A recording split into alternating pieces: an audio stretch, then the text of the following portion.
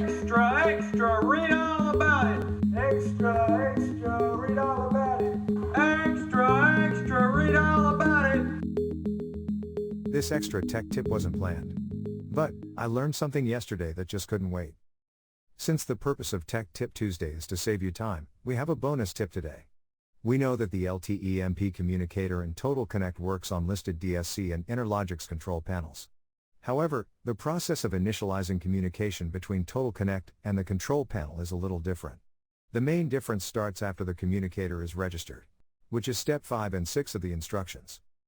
This step is very important and cannot be skipped.